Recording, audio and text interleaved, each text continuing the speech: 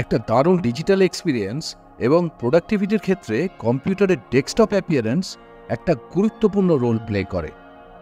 একটা ছড়ানো ছেটানো বিশৃঙ্খল ডেস্কটপ আমাদের ফোকাস নষ্ট করে, আর একটা ক্লিন ডেস্কটপ একটা শান্ত পরিবেশ দেয়, ফলে বাড়ে কর্মদক্ষতা আর ইউজার এক্সপিরিয়েন্স।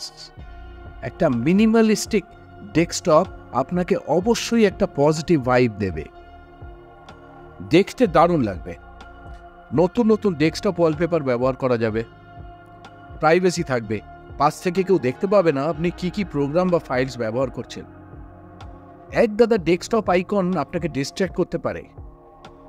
একটা পরিষ্কার ওয়ার্কিং এরিয়া তৈরি হয় এবং ভিজুয়াল নয়েজ আর ক্লাটার না থাকার কারণে মন শান্ত থাকে।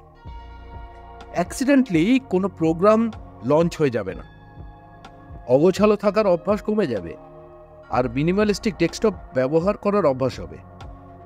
স্টার্ট মেনু ব্যবহার বাড়বে, টাস্কবার ও উইন্ডো সুইচিং ব্যবহার হবে, আই স্ট্রেইন আর ফ্যাটিক কমবে স্ক্রিনে ক্লাটার কম থাকার জন্যে। কিভাবে ক্লিন ডেস্কটপ তৈরি করা যাবে দেখে নিন। ডেস্কটপে রাইট ক্লিক করলে যে মেনু খুলছে তাতে ক্লিক করুন ভিউ, তারপর শো ডেস্কটপ আইকন অপশনে। ব্যাস, সব আইকন ভ্যানিশ।